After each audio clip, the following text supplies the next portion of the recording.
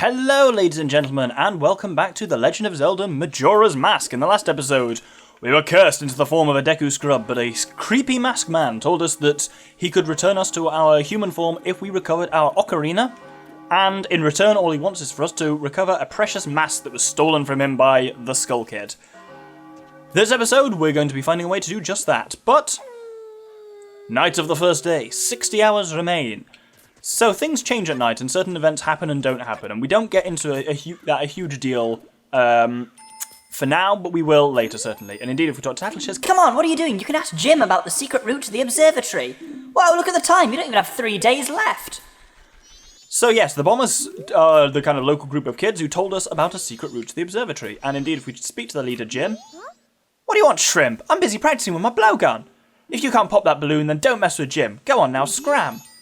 Tassel says the same thing she said last time, but we now have magic power given us by the Great Fairy. If we hold B, we blow a bubble, and then we kind of target it with that targeting thing that was not there in the N64 version. That's very handy. And then let go.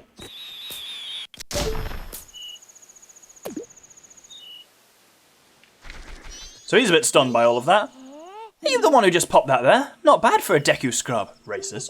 We Bombers have a hideout that leads to an observatory outside town. You need a code to get in. Maybe I'll tell you what it is. But don't think you're getting it that easily. I can't just tell you what the code is. You'll need to pass my test first. Are you ready?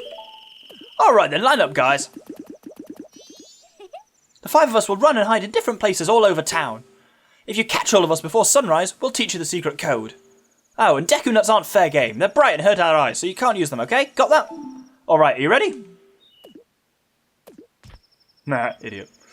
So, they go hiding. There's one in each of the 5 areas of Clocktown. North, south, east, west, and the laundry pool. The first one is nice and easily over here. Well, he's not over here, but there's a sex offender over here crouching in the corner watching the little boy. Nothing about that is weird. I'm not doing anything suspicious. Really? God, that's fucking dodgy. We will deal with him later. But for now, yes, you just need to chase him down once you've found them. Oh, you caught me. Now there are only 4 left. Right, with that, we... who should we go for next? We'll go for East Clocktown next, yes. There's one in each of the 4 areas. You just got to chase them down. And you'll notice so see the timer at the bottom, that now we're at 8 PM. Sunrise at 6 AM, so you got a while to catch them. What we need to do now here is... I believe he's up over on this rooftop. Not this rooftop, maybe? Oh, no, it's another roof. He's down over there. I can see him next to that bell. But the only way up onto that roof, God knows how he got up there, but we can use our lovely scrub abilities and... Deku Flower our way up there.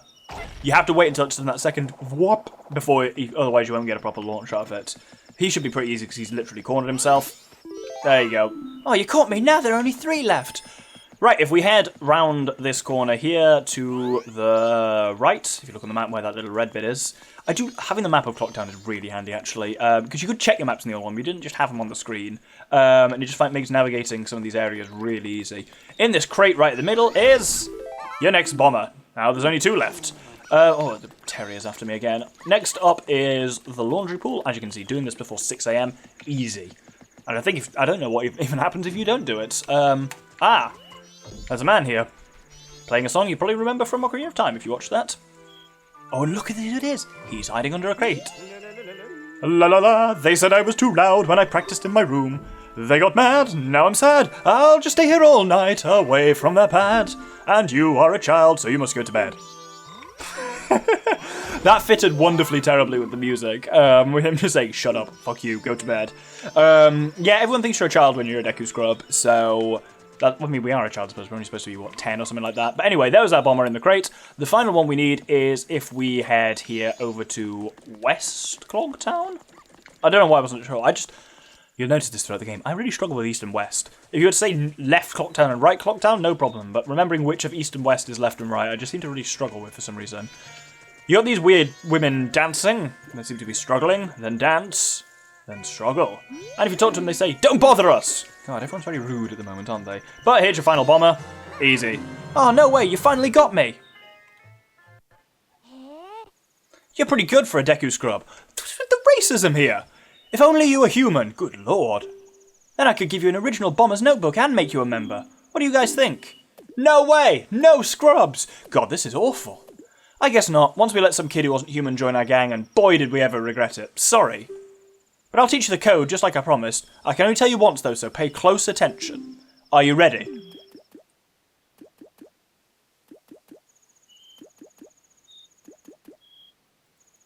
The code is 43152. The entrance to our secret hideout is in East Clocktown. Worth knowing, that code is fully randomized whenever you fire this game up. So yours, if you are playing along, will be completely different to mine. It's never the same. So if you forget it, you got to do that quest again. You got to speak to Jim and chase down the bombers again, and he'll give you the code again. It's incredibly time consuming. We're nearly at midnight now, but we got the code now because we can talk to this guy and tell him 43152. Nope, no bollocks. 43152. That's right. If you know the code, you'll remember, right? Okay, here you go. There's a lot of cool stuff at that telescope guy's place. Oh, and the Bomber's Secret Society of Justice Forever. Yeah, there's some kind of weird society of child street urchins working for justice. We'll get more into that in future episodes, but for now we've got a bit of a kind of almost dungeon area. I use the word dungeon very lightly. It's more threatening than Clocktown as such, but that doesn't really narrow it down. And you just have to remember once again that Deku Link is unable to swim. Oh, but we've got an enemy here, look! It's a skull tuller. It's protected by hard shell, but its stomach is soft. If you come near it, it'll pop down, and then you wait for it to turn away from you, and then you can't spin it. Cool. Looks like we can use a bubble then. Okay, bubble ready, and then hit him in the back with it. Wow. That was way easier than I thought it was going to be. I really thought you were going to put up more of a fight. We've got, once again, another balloon here. Oh, and now the astronomer knows the Skull Kid. Whoa, look at the time. You don't even have 3 days left. Indeed. Let's break that balloon. You'll notice that magic is on the bottom screen now. If I bring that up. Interesting. I feel like that scene in Harry Potter. Up. There we go. That green bar underneath our health is our magic. That will deplete whenever we use the bubbles, but it is restored by, you often find in pots or something like that, magic jars, which restore it all back to normal, which is great. Health is above that, and I suppose if we got hit by the... Oh no, we did get hit by the Skull Tull. We didn't even take damage from that. It's quite hard to take damage in the early stages of the game here. Anyway. Welcome to the Astral Observatory. And there's a lot of stuff here. There's a weird chicken in a cage for some reason, there's a clock, and there's a talking scarecrow. Yo, hey baby, I'm a styling scarecrow wandering in search of pleasant music. Time will pass in the blink of an eye if you dance with me. If you like, baby, we can forget the time and dance till dawn. Shall we dance? This is more useful a little bit later, but for now, yeah, dance. Fast forward time a little bit.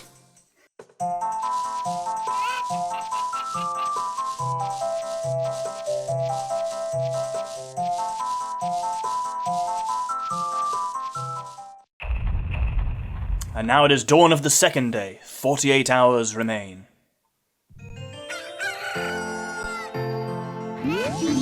Oh yeah, how was it, baby? It went by in an instant, right? I'm still full of energy. That's a very dodgy paragraph taken on its own. And he'll offer you the chance to dance until night. You can basically skip forward in 12-hour chunks with him, but we don't really want to do that at the moment. We want to come up to the top and speak with the Professor, who is here in what is perhaps the coolest observatory ever. This Professor clearly does quite a lot of illicit substances. Well, well, a strange-looking child has joined me today. Are you a new friend of the Bombers gang? Your manners seem much better than those of your mischievous friend from the other day. That ill-mannered troublemaker from the other day said he'd break my instruments. He said he'd steal my moon's tear. There was no stopping him. Even now, watch him. He's probably causing trouble around the clock tower. Will you gaze into the telescope? That really sounds like he's offering me drugs. Given, the whole surroundings and everything. So we can look around with the telescope.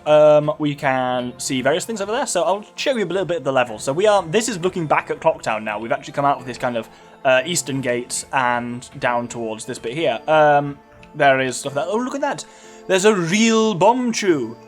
And they're an enemy we'll deal with in a bit. Oh, no, shit. That's not the button I want to press. Let's try that again. Let me see into the telescope, you fool. Oh, there we go. That's the button to zoom out. So, yeah, there's a dude down there waving. I think there's another dude waving. Oh, yeah, there. I don't know why all these guys are here. But basically, there is Ikana Valley, like Ikana Canyon. Those are the mountains of Snowhead. Over there, we can't quite see it, but that's the coastline of the Great Bay. And then finally over there is the southern swamp of Woodfall. And we'll be going to all of those areas given time, but the main interest is in Clock Town. We've seen it in the middle of South Clock Town, the clock tower in the middle. If we look up at it, well, firstly, if we look right up in the sky, you can see creepy moon, as ever. And if we zoom in on the clock tower, who's that up there?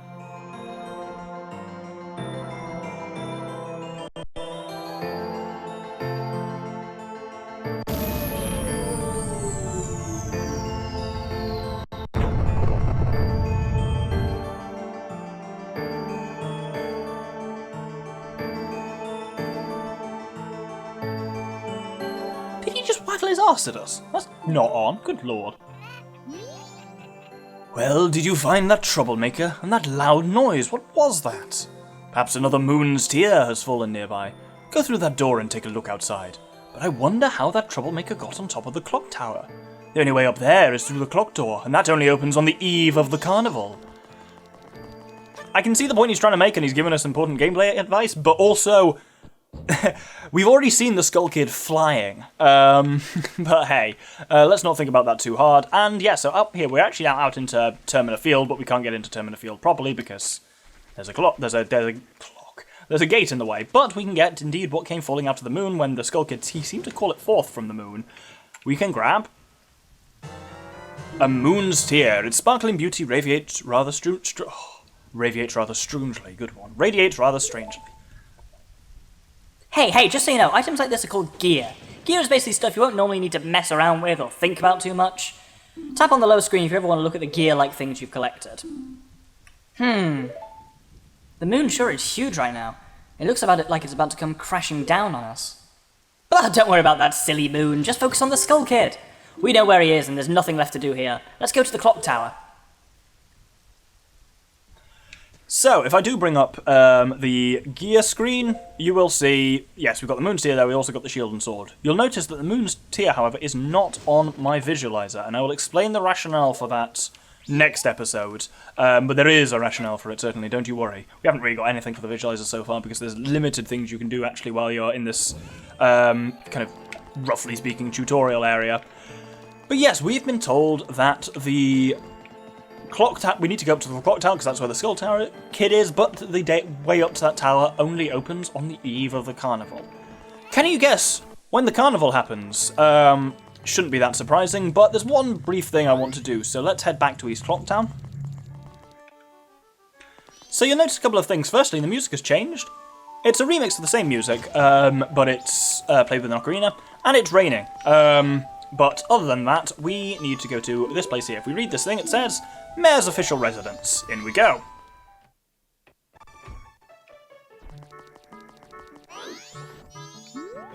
Welcome, do you have some business? Why did she say it like that? The room on the left is the mayor's room. It sounds like they're having some kind of meeting, I think. The one on your right is the drawing room. It's also Madame Aroma's office. Don't go in there without an appointment. The lady will get mad at you. So let's head into the mayor's office.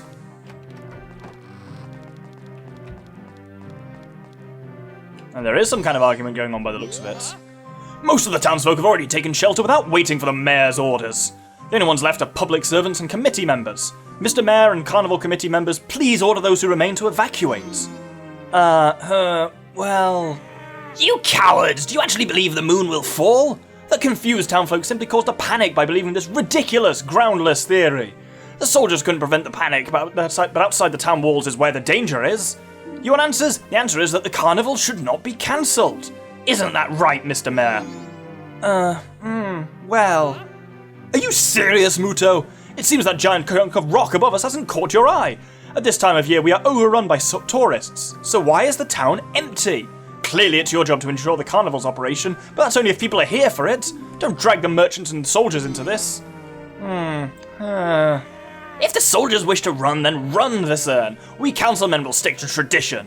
This carnival will be a success. I've never heard of a defense unit abandoning its town. Madame Aroma would surely say the same thing, don't you think? Wouldn't she? Mayor Dotor? Let's not bring my wife into this. I wanted to show that off for two reasons. One is, we're currently still, who knows when you're watching this, but we're still in lockdown from the coronavirus stuff, and This game is 20 years old, but boy is that still smack on point to how people react to crises, which is depressing in some ways if you think about it. That there's this concern that the moon's going to fall, for obvious reasons. The moon is huge and has been getting closer. The carnival, people still want the carnival to go ahead. Other people think, no, we need to cancel this and get the fuck out of here. And on that note, I'm going to start talking about a theory. This is a theory anyone who's familiar with this game has probably come across at some point, but I will be referencing it throughout this Let's Play. It's called the 5 stages theory, and I'll talk more about it later, but there's 5 areas of this world, and there's a theory that each of those areas fits in with one of the 5 stages of grief, which are denial, anger, bargaining, depression, and acceptance. The area is represented in order, and so Clocktown represents denial. And having seen that cutscene, you can start to see some of the evidence for why that perhaps might be the case. Let's just get on and have the carnival and ignore what's seemingly going wrong with the world around us. Anyway, it's only midday on the second day, but that's actually everything we can do for now. We need to make sure we can get to the clock tower at the eve of the third day, which is the eve of the carnival, so I'm going to pass time by dancing with the scarecrow a couple of times.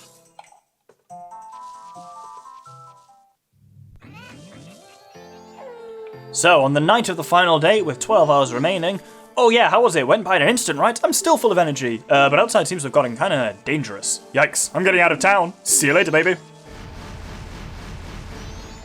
So he fucks off because you can't skip forward anymore because we've only got a few hours left until the end of the final night. So if we have a look in the telescope, I said if we have a look in the telescope. Oh, you know, let me look in the telescope. What a bastard. Right, anyway, let's head. Yes, that happens periodically throughout the third day. Things get a little rumbly. Anyway, let's head back to East Clocktown. So, we're getting into the evening, and you'll notice 2 things. Number 1, the sky is very red and sinister. Number 2, the sky is like 50+% moon at the moment. And in case you were wondering what those rumbling sounds are, I'm sure I don't have to spell it out to you, but certainly there's a reason why, on the evening of the final day, the whole town, apart from some of the soldiers, is essentially empty, because everyone who's got half an inch of sense about them has fucked off. For good reason. In South Clocktown, so we need to get up there to the door to the clock tower, but there's only one way up there, which would be to use this flower. The town's carnival is starting to look a bit iffy. I'm starting thinking of closing up shop so I can get a gift for my wife and return to her in my village. I've heard that a stone called the Moon's Tear shines brighter than any other in the land. If you've got one, I'd really like to get it from you. My wife would love it. If you give it to me, I'll give you my spot here. Deku flower included. So, we can just select item on the lower screen rather than having to offer it to him in any way like the other Zelda games. This is a really nice addition. And we can give him the Moon's Tear. That stone! You must hand it over to me! In exchange, I'll give you my spot here. Deku flower included, yes? So that gets us the town title deed. You really helped me out. Now I have the perfect souvenir for my wife. She hasn't set eyes on a jewel or a strange sparkling stone like this in a very long time. The title deed for the spot should be in high demand among Deku scrubs, but you already knew that. If you don't need it anymore, you can always sell it.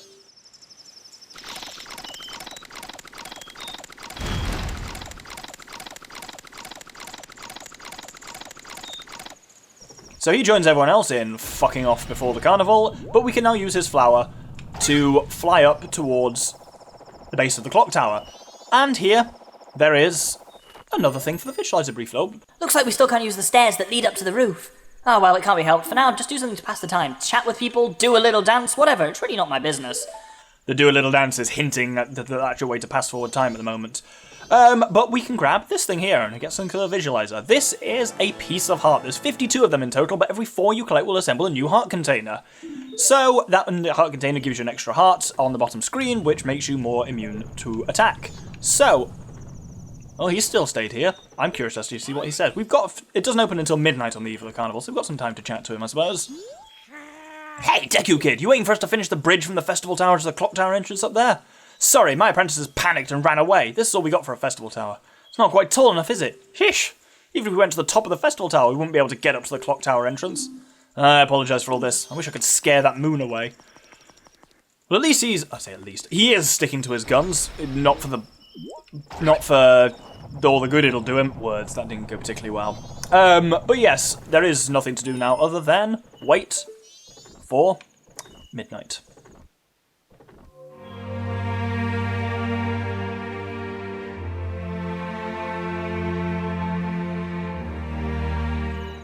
So, upon the precise stroke of midnight,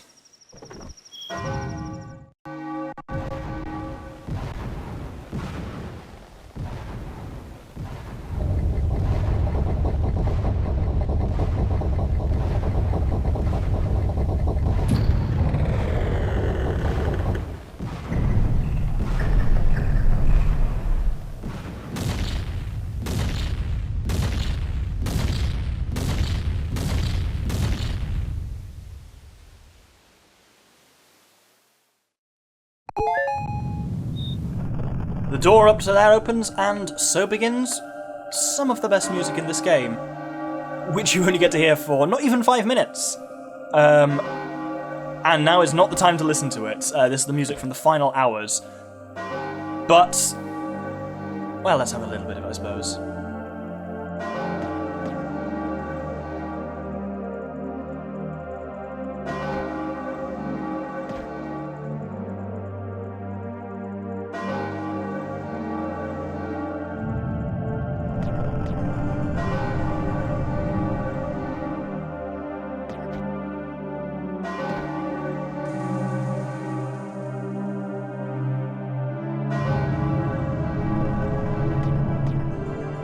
I think that's quite enough. We've got about 2 minutes left, so Don't stop now, look, you can get up there now. let's go for it.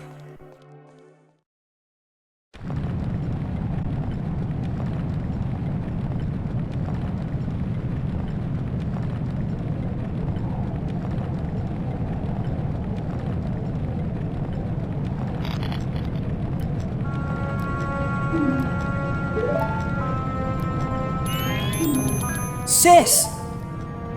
Ah, Tail, we've been looking for you two. Hey, Skull Kid, what if you gave back that mask you're wearing now? Hey, come on, are you listening? Swamp, mountain, ocean, canyon. Hurry, the fourth who are there. Bring them here. Don't speak out of line, stupid fairy! No! What are you doing to my brother? Skull Kid, do you think you're still our friend after that? Well, whatever. Even if they were to come now, they wouldn't be able to handle me. Just look above you. If it's something that can be stopped, then just try to stop it.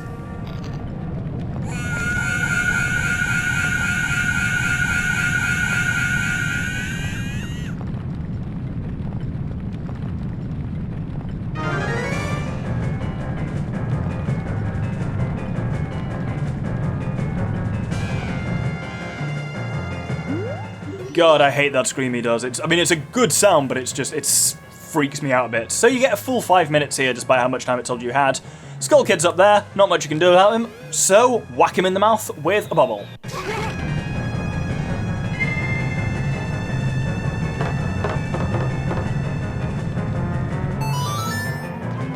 The Happy Mask salesman said that getting our instrument back would be key to this all.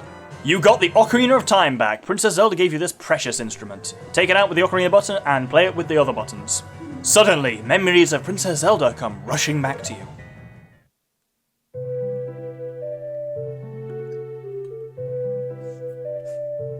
You are already leaving this land of Hyrule, aren't you?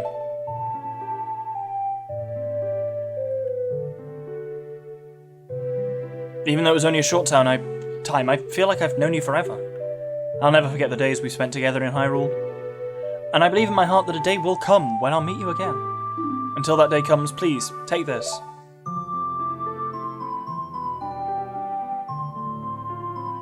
I am praying that your journey be a safe one. If something should happen to you, remember this song.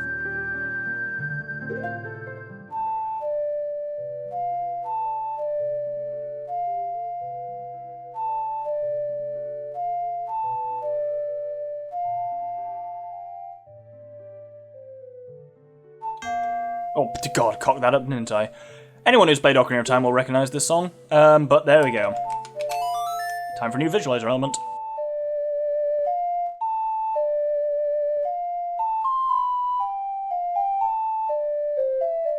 You remembered the Song of Time. This melody, lingering on the edges of your mind, is a song of memories of Princess Zelda.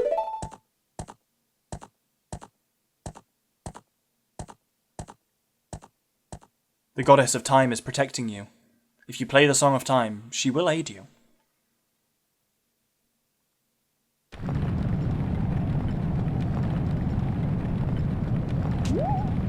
Snap out of it! What are you doing, lost in memories? Get yourself together! Getting that old ocarina back isn't going to help us. Somebody, anybody, goddess of time, help us please! We need more time! So, with our remaining few minutes, nice thing about the Ocarina of Time, as we change form, so does it. Introducing... Huh? That instrument! When did you... Indeed, we have the Pipes of Time, or the Deku Pipes as they're called, and indeed, time to play the Song of Time.